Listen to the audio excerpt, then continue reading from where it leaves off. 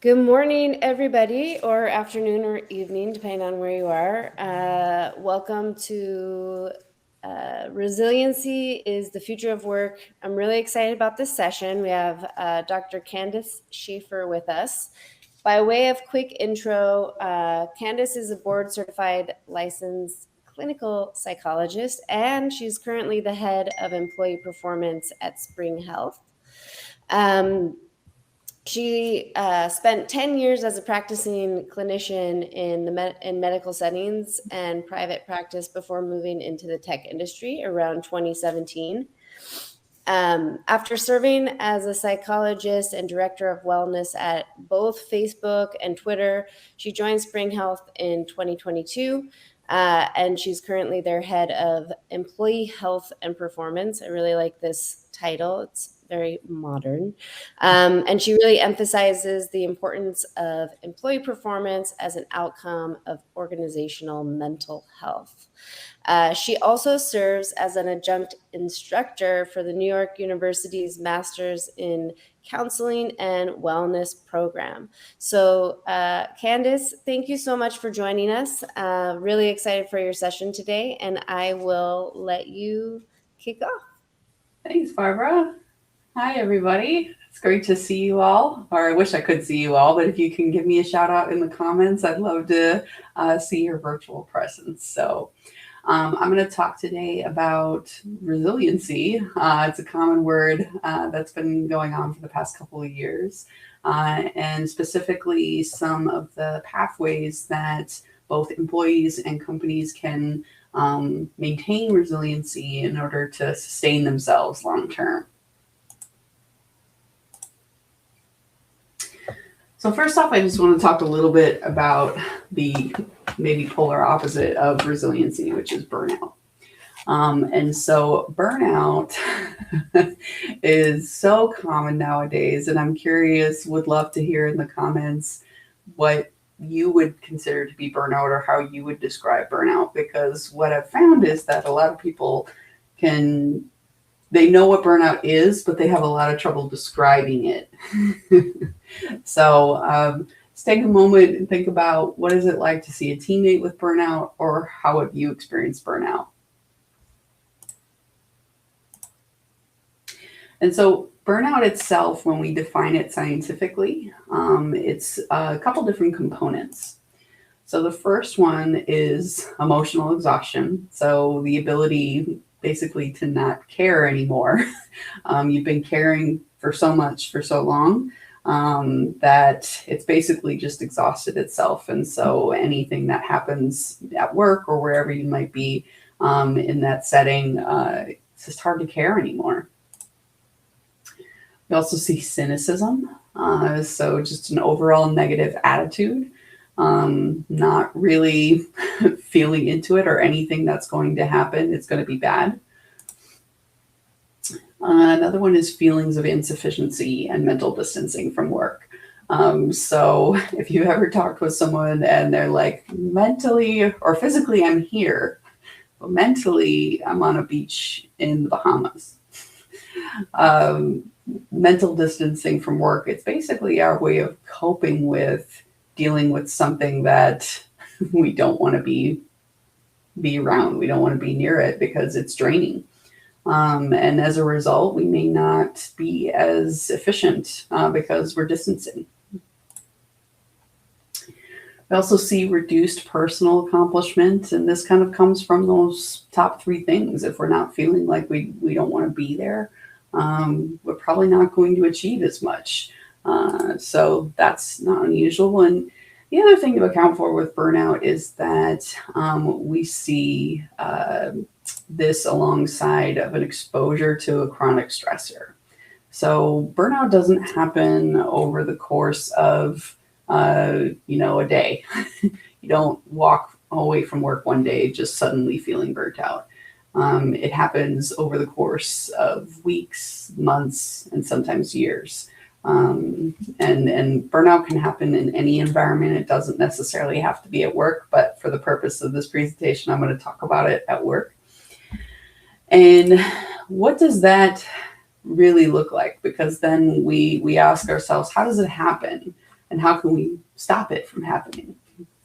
And the trick is, in the scientific world, really burnout is not caused by one particular thing.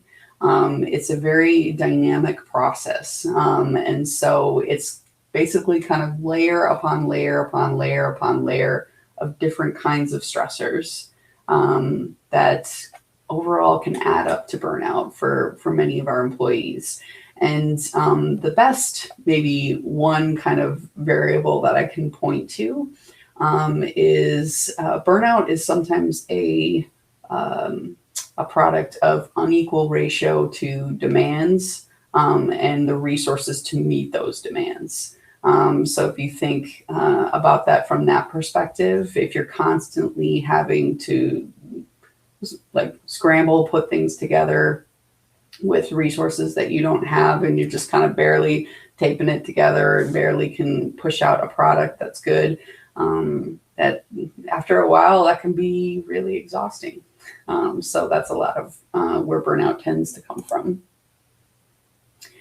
And what are resources, right? So resources can be a lot of different things. It can be headcount, it can be money, experience, anything that you see here really can be a potential resource. So resources isn't usually just referring to money itself, but all of the things that money can potentially buy. And also how, looking at this bottom one here, energy, how we recharge, social support, how do we build community at work? These types of things can be also really important to recharging our batteries. And just to kind of end with talking about burnout, I wanted to share from the scientific research. Christina Maslach is the kind of leading researcher in studying burnout. And her and Leiter in 1997 published basically 6 factors that organizations can create or contribute to burnout in their employees. So that first one is kind of like what we just touched on. Workload is too heavy for too long, not enough resources to meet demand. A second one is employees may feel a lack of control over their work. So really having a say over how their work is done, or looking at the workflows themselves, the processes, things like that. Employees having a sense of control can be a real contributor to burnout.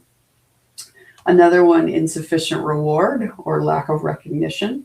This doesn't always necessarily mean salary increase, but it can mean having an organization that recognizes good, excellent work and celebrating that.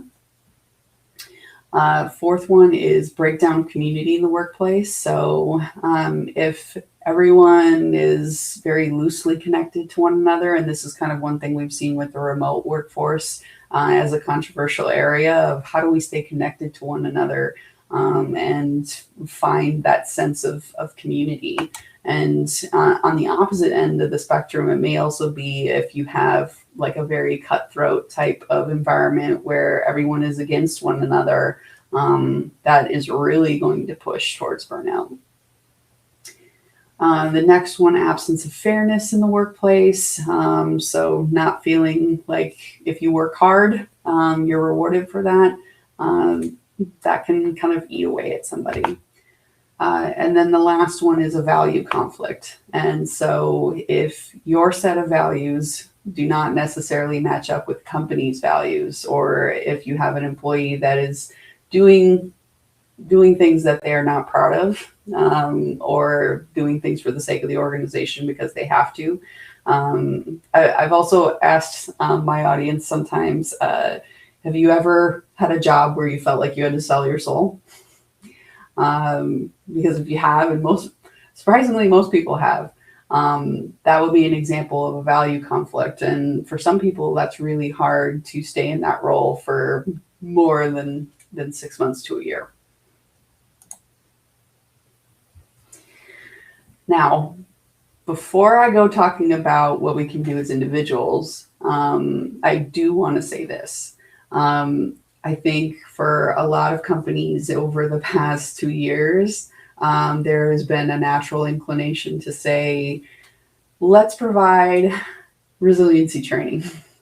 And resiliency training is great, but we need to make sure that we are addressing something from a larger perspective, right?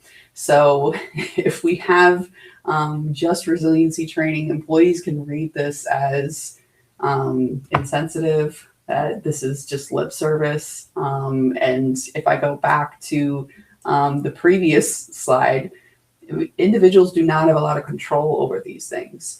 And so what are we doing here on the individual level? Why is that all of a sudden everything that that needs to happen? So this oftentimes can feel like a Band-Aid for something that needs surgery. And just to kind of, again, think about this in a larger perspective. So if I see a fish tank and there are a bunch of fish that are clearly either not alive or close to dying, do I blame the fish? Or do I question whether or not maybe there's something in the water? Maybe there's something there that is affecting all of them. I'm not just going to take out a fish and say, you know what, if you were just resilient enough, you would be able to survive in this water. But that's often the time that's often how we talk to our employees sometimes, is that you just need to be more resilient. And you could get through whatever garbage we're going to throw at you. And so that being said, when we think about a company, really it's a larger ecosystem. So there is stuff that you can do at the company-wide level, like having, collective days of rest where you take a week off for holidays, things like that. Company policies that promote well-being and just your overall benefits and wellness programs. And then you have down at the bottom there, the individual level, which can be things like that resiliency training, or whether or not they're using employee benefits and things like that. But what I tend to see is that there's a huge area then of gap that we're not seeing. And that comes for the organization or the department, and then as well as the team. And so, again, thinking about this as an aquarium, you have people who maintain that aquarium from directors to VPs, and then you also have mid-level managers. And really what we can be doing there is a lot of role modeling. Role modeling that will be increasing communication, looking at our workflows to make sure that they're decreasing barriers for people to do their work. Scheduling time off as a team. There are a lot of different behaviors that can happen, but I will say, and what I'm going to talk about now is the role modeling is one of the biggest parts. So for you all as leaders, and thinking about what can you do to help your workforce, and a lot of it and creating a culture is to role model the behaviors that you want to see in your workforce. So when I talk about building skills for resilience, a lot of it is two different things. Assuming we don't have a huge organizational impact, or that will take a longer process. So we're going to focus on role modeling and trying to take care of ourselves in order to be resilient for the rest of our workforce, is thinking about the choices that you make and the perspectives that you're taking, or how you think about things. So the first one I want to talk about is increasing mindfulness and really strengthening a growth mindset as kind of a supplement. So in psychology, when we're working with clients, one particular mode of therapy really likes to break down what it is that you're thinking, what you're feeling, and how you behave as a result of an event. And so a lot of times I'll give this prompt of just the event is the work keeps piling on. And the thought that people put into their mind as this is my interpretation of what's going on, or what's that first thought that jumps in your head once you start seeing all the work piling up, is typically that of oh my gosh, how am I going to get all this work done? There's just a sense of panic. But I'm curious if you feel like putting in the comments what it is that you would experience when that work keeps piling on. What's the first thing that enters your mind? And how does that determine how you feel and how you behave?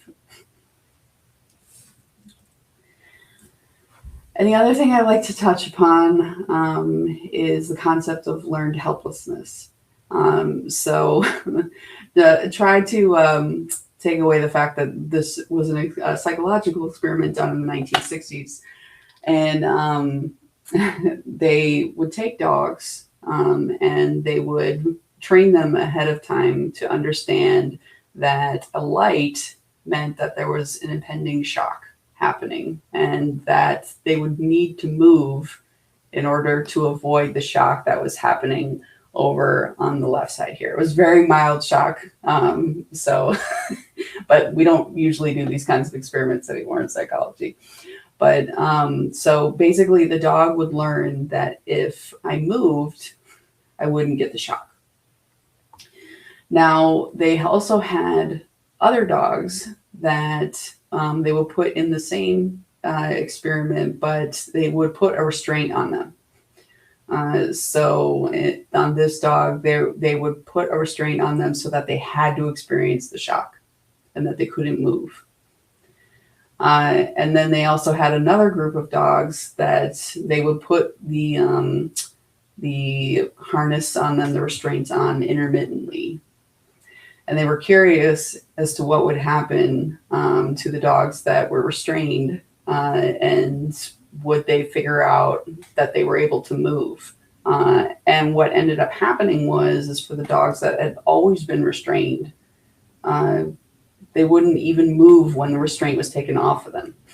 So if they put them in this experiment, no restraints on them, they wouldn't even bother moving because they had never been taught anything else, and they had always been restrained whenever the situation came up.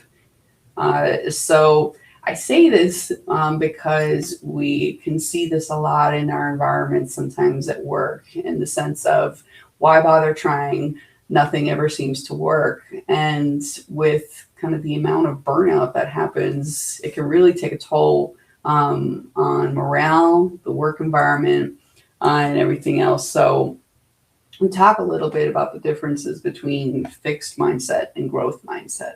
And hopefully you're familiar. If you're not, Carol Dweck has written a brilliant book called Mindset on this concept. So feel free to check it out if this intrigues you. But in looking at the fixed mindset versus the growth, fixed believes that, there are only so many things that I can know. People are either naturally good at things while others are not. And if I try something and it doesn't work out, that means I'm a failure. And so I'm not going to even try to go after challenges, learn new things. And when I get feedback, I'm going to get defensive because it's personal. It's about me, not about my growth. Whereas the growth mindset is really thinking about failure as a lesson. What can I take from this? And so I'm more likely to embrace challenge and persevere because I understand that in order to get better at something, I have to fail at it. And they don't take feedback personally because they see it as an opportunity to grow and learn. And we see this kind of time and again for organizations that don't have psychological safety, that they can try things, experiment, or just think outside the box. So this is just kind of an example of one of those mindsets. But I want to go back to our original example, right? So if my thought is, how am I going to get all this work done? There's no way I can keep up. the immediate emotions that come through will be panic, anxiety, worry, like maybe even feeling depressed. And then my behavior is likely going to be either I'm going to work to overtime in order to relieve my own anxiety about how much work is there, or I might do the opposite, which is procrastinate. And either way, the work is just going to keep piling on. Whether or not I work overtime or procrastinate. So really, when we think about it, what are ways to reframe this particular thought instead? Because the event isn't going to change. So this is an example from another type of therapy called dialectical behavioral therapy. And they pose that there are 4 options for solving any problem. One is solve the problem. Easier said than done. And sometimes we can't solve the problem. Just as I kind of talked about before, we don't have complete control over everything. And so another thing is to feel better about the problem. So we change our perspective. Another thing is to tolerate the problem, just kind of accept it and tolerate its presence. Or the fourth one is to stay miserable. So these are kind of the choices that we pose to clients in this particular therapy. So if we go to the second one, which is change how you feel about the problem, a lot of our minds have been trained to take shortcuts. And really to challenge our thinking takes effort. So it's easier to just accept the shortcut rather than actually following through and understanding what is what's the truth of the problem, right? So these are examples of some of the shortcuts that our mind takes in order to get to an answer. So mind reading. I mind read. I think everyone in here can say they have some kind of ability to think they can mind read, but it's our way of doing a shortcut so that I don't have to actually ask a person what they're feeling. I just know. You don't even need to tell me. Fortune telling, so being able to see the future, minimizing, overgeneralizing, all or nothing thinking is so common. I'm either a complete success or a complete failure. I don't do either. There's no gray in between. It's just failure, success. That's it. Should statements. I should be able to do this. Those types of statements. I used to not allow them in my therapy room and would kind of point it out every time I heard a client say that. And personalization is taking something personally rather than looking at it as an independent act in itself. So a lot of times it can be, how do I rewrite that inner dialogue? Because that one will come up automatically. The thought that already exists from this last piece that just pops up of how am I going to get all this work done? There's no way I can get all of this done. We have to be deliberate in rewriting that inner dialogue. So these are some examples of ways to think about certain events that might happen. So feedback can cause discomfort. That's a very normal thing. It can cause discomfort. It doesn't mean it has to. Or I do things I do not know how to do to learn how to do them. Doesn't mean I'm a failure if I can't do it the first time. Or this is my favorite one. You did not make the football team yet. So it's all about how can we rewrite things in our mind, the story that we're telling ourselves so that it's more accurate or it's more open-ended rather than kind of that all or nothing type thought. And going on to number 3 is tolerating the problem, right? So sometimes we have to just accept reality and commit to change. So the best example I can think of is, a storm that's going outside. So if you had plans and it starts raining, and that rain impedes your ability to act on those plans. Do you go out and yell at the rain? Do you go out and tell it how mad you are at it? Probably not, because that might look a little ridiculous. But with weather, I think is one thing we have learned to accept as a circumstance that we cannot change. We can be upset about it. But the only person that's suffering is ourselves. The storm doesn't have feelings if we yell at it, right? So when we look at this example in particular, where it's saying, I don't like rain. I wish it wasn't raining. My day would be better if it wasn't raining. My day is ruined. Everything is like this. Why does it always happen to me? That constant dialogue running through your mind is only producing suffering for you. So if we learn to just accept that it's raining, we can change a lot of the feelings we experience and how we act as a result. But what's important to note here is that acceptance doesn't mean you have to like it or that you agree with it. It just means you are accepting it as for what it is, that it has to happen. And accepting your own limitations as a result of that. But ultimately moving forward with what you do have control over. So can I do this event indoors, for example, or are there ways around it? And this is a personal mantra that I keep for myself. If all else fails, just state the facts, right? And so this is a personal mantra of mine, which is I'm doing the best that I can with the time and the resources I have available to me. If you're feeling that moment of how am I going to get all this work done? I am doing the best that I can with the time and the resources I have.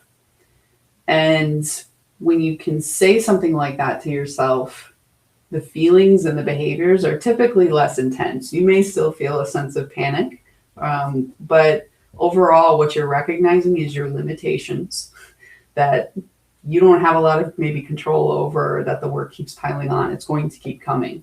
So let's not try to overwork or pretend it's not there. Just doing the best that I can.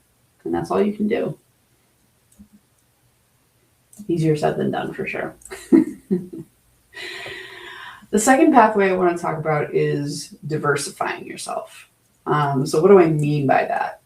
And we're going to talk a little bit about the role of identity here. And it starts with self-knowledge. So knowing what you need can only come from you. There's no therapist, no parent, guru, oracle, whatever you want, that can tell you what you need. You are the expert on your life.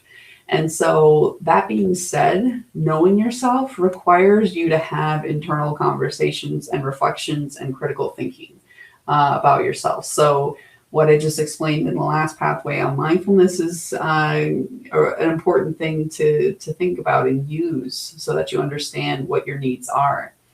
And when we talk about identities too, we tend to see certain trigger points around certain identities that can come up. If you ever notice yourself responding strongly to someone else, it's probably because there is an identity there that's being violated. And so what's really important to understand is what are the different identities that you carry, not just the one that you're using in that particular moment. And so as kind of a concept in thinking about what identities you hold, we have kind of three different areas. So one is given identities, and these are what they say, they're given to you. You don't really have a choice over whether you want to have them or not. They're just a part of who you are. And you can see there, being 5'6", being the oldest sibling, being born and raised in Wisconsin, which is where I was from. I didn't really have any choice over where I was born or where I was raised. So those are given to me. But then there are chosen identities.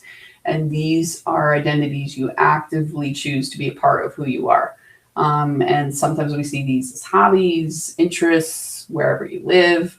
So you can see there's some examples there of like Spanish speaker, that you're a volunteer, that you like swimming, Those are examples of chosen. And then there's core. And core are values and traits that probably have not changed much over time, and they are really essential to who you are. And I try to frame it as, if you cannot live these identities on a regular basis, that life can be really challenging for you. At my core, one of mine is creativity. If I'm not in a role that allows me to be creative, I find that I'm going to be drained very fast. So when I go searching for a new job, I always make sure that there is ample room for creativity and thinking outside of the box, for example. But you might want to think about, what are some of your core identities?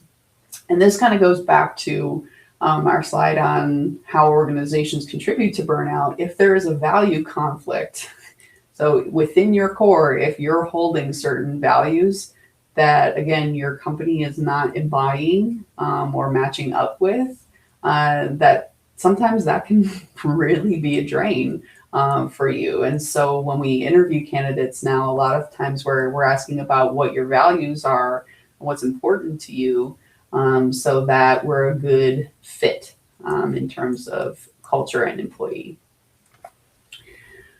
But why should you care about your identities, right?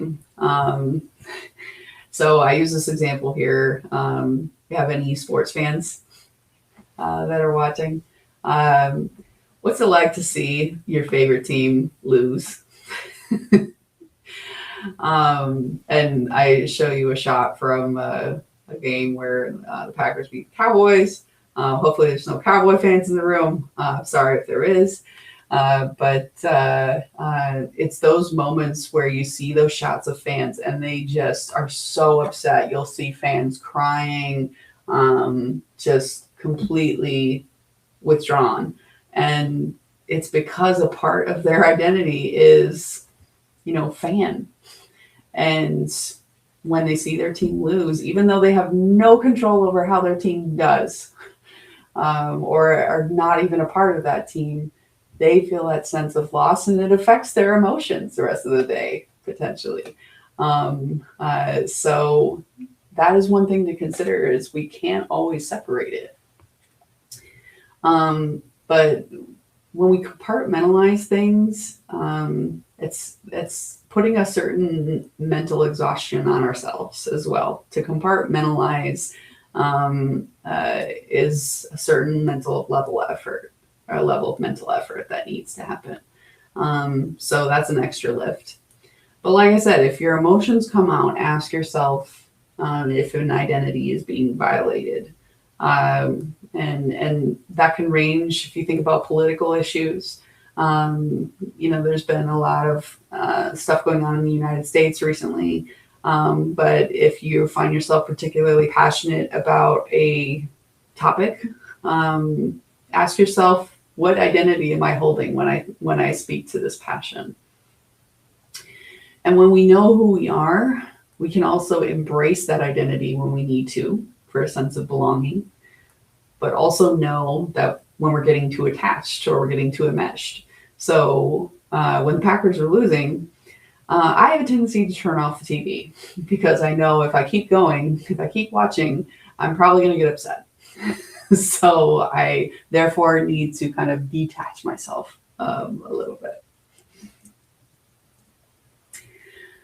But another big reason when we're talking about resiliency in particular is that thinking about your identity like an investment portfolio, that more identities that you have to lean on in times when a certain identity is exhausting you is really important. So really, ultimately, I'm asking you to think about, who are you outside of your job? Because if we have other identities to lean on when work is stressful, it can give us an opportunity to recharge our batteries using those other identities, because we're not going to get that from work at this point. And also to think about how much time you're giving to those identities. Now, it can't be 40 hours a week, but you can make sure that it is something that you make a priority.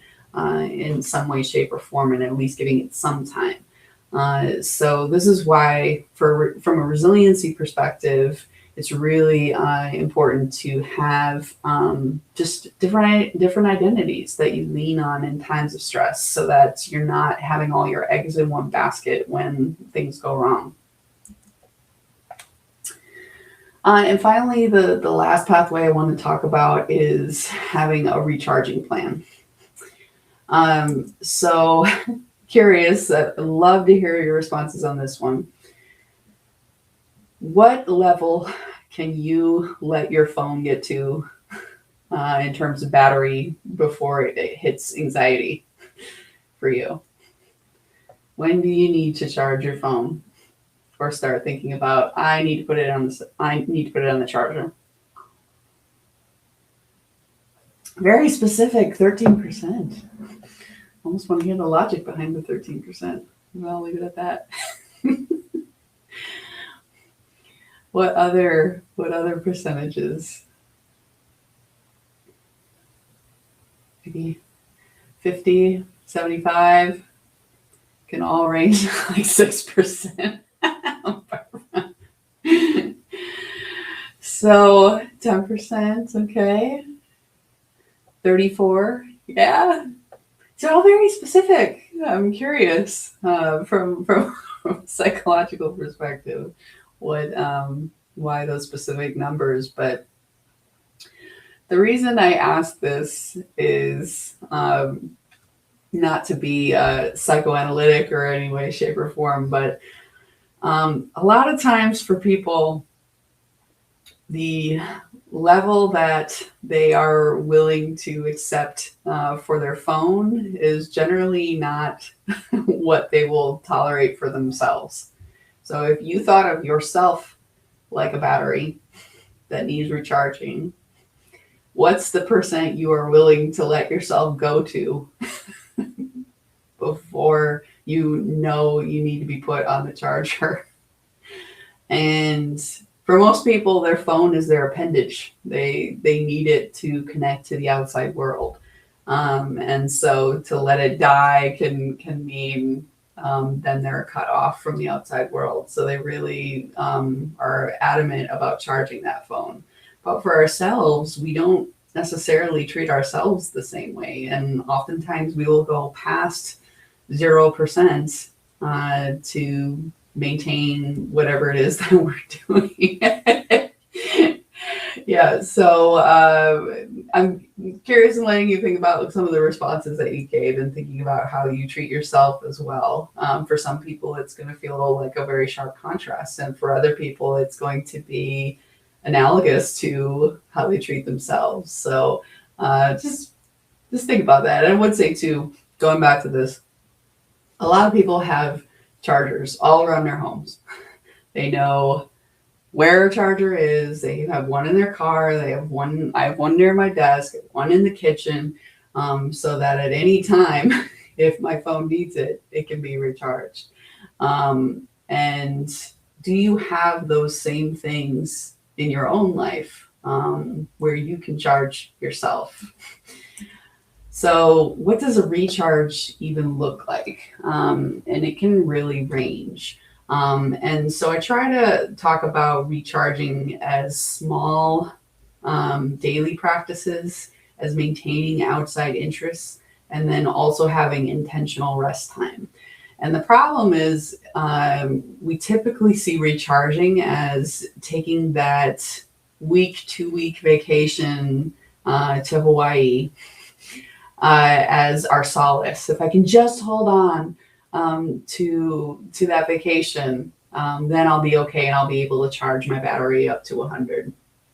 The problem is when we think about it like that, it doesn't usually work. And I don't know for how many of you who have experienced burnout and then you go on a vacation, when you come back, all of your problems are still there. It's not like they magically disappear or get themselves done.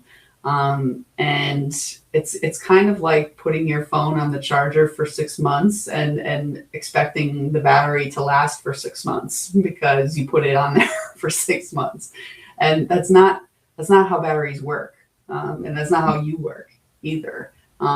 Really, when we think about how we charge our phones, sometimes it's just about opportunity. Like, I just happen to not be doing anything with my phone right now, so I'll charge it while I'm giving this talk, for example. And so it's really about the small daily practices that can give you more energy, engaging in outside interests that also kind of help you diversify that identity portfolio. And then having intentional rest time where whatever it is that you find restorative that you're doing. And what do small daily practices look like? It can be anything, and they can be very, very small. So one of the things I like about working at home is that I have my dogs here, and they oftentimes remind me that, hey, take a break. You've been working for a long time. So they're a good prompt for me, and make sure that I take them outside. But I also am a big advocate of scheduling and blocking time for lunch. Otherwise, I will not take it. I'll just keep taking meetings, or scheduling time with family. My manager does that. And we put it blatantly on our calendar so that our reports can see that we are blocking time for this. I schedule time for workouts and put that on my calendar as a block. And as leaders, setting that example of when others look at your calendar and say, oh, so-and-so's, they're scheduling time for a workout. Good for them. It gives other people more permission to do so, assuming your workplaces would allow for that kind of flexibility. Taking walks outside, getting just some natural sunlight in when we've been inside all day, taking time to prepare, something special for yourself, like a breakfast for starting that day. Journaling, self-reflection, those are all helpful. I kind of started this idea of my new company, which is to review your compliments file. And your compliments file is whenever someone gives you that thumbs up, that this is great, or gives you that email that just says whatever you did meant a lot to me, you keep that and you keep it in a file for yourself, so that when you're having those moments of, am I making a difference here? Am I really providing any change? Because you and I both know those moments come. But keeping a file of your successes and the people that you've impacted as a part of those successes can be great. And it can even be as small as lighting, a great smelling candle. Sometimes just invigorating your senses a little bit can help give you little bits of energy. So if you break this down and think about, scheduling time for lunch and taking the time to not eat your lunch at your desk, that might be like plus 10%. Exercising, taking a walk outside, plus 5%. Eating a special meal, plus 10%. Reviewing your compliments file, plus 5%. All of those little behaviors add up to overall recharging that battery. So it's really important that we're deliberate in making sure that we're taking time for these small things, even though they may not feel as grand as going to the spa or going on a grand vacation. Those feel bigger in our minds and they're much easier to do. These types of habits require really being present and scheduling those things, making time for them. But I promise you, it's definitely worth it. And the last thing I just want to speak to is being strategic about that recharge. So when I look at my organization from a health perspective, a lot of times I map out where we are going to have intense periods of stress. We just know it. So January 1st is a very, very high stress time for spring health. We're implementing with employers. Usually the big day is on January 1. So we know that the entire company will be strapped. And that being said, we then make a plan before January 1st to recharge hard before going in to that period of time. So in December, we're doing an entire wellness month where we're basically kind of prepping everyone and helping them recharge their batteries to maximum percent before we go into that stressful time. And then afterwards, which will probably be about March when people first come up for air, to be ready with additional programs, activities, plans, things that they can do to help recharge them and get them back to baseline, for example. And then when we talk about unpredictable stress, the challenge there is, we don't know it's coming, but that's why making sure that you're recharging through those small habits and routines is really an important part of making sure that they don't burn out.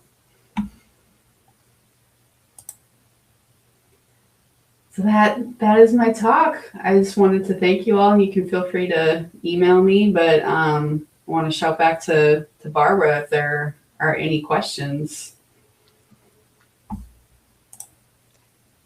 I see one just clarification question. Somebody asked about mentioning a book, if you can repeat the title and the writer's name. It might be the Mindset one. Yeah, Mindset by Carol Dweck, and that's DWECK. Very, very positive book. It looks like there might be one more question. Another. Also about the book. Okay, what advice would you give managers around creating an environment where there's a balance between results and volume of work and self-care? It is much easier said than done. And it takes time. It's not anything that one plan is going to help you execute, but it's really being deliberate in role modeling those examples. And I can't emphasize this enough. Like, your employees look to their managers as to what they are supposed to be doing. And if you as a manager are not walking the walk, they'll take whatever you're telling them as lip service and nothing more, and will just go through one ear and out the other. So making sure that when you take time off, you kind of like make a big deal out of it. You announce it. You make sure that there are plans for you to be out of the office and what's going to happen for certain scenarios if you're out of the office, so that you're not constantly having to connect while you're out and things like that. So it's definitely a long-term practice. It's not anything that you'll do through one or two things. Yeah, there's a follow-up question, and it actually, so there was a CEO and that I've worked for in the past that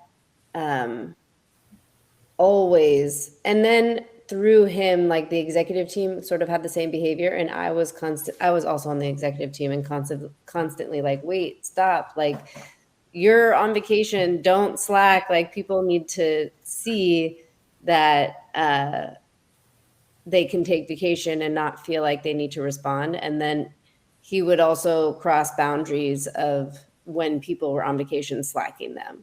So that's a tee up, I guess, to this second question that came up around how do you coach a CEO or, like, the top leaders at the company to be a good role model around that.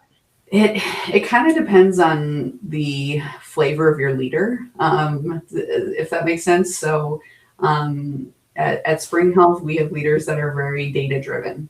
And so if I can come back to them and show them studies of this is what we see in leaders who actually role model behaviors and the success that we see there, then they may be more likely to listen. Other times you might have to have a conversation that really induces empathy. So instead of being you, I want you to sit and think about what life is like as an independent contributor.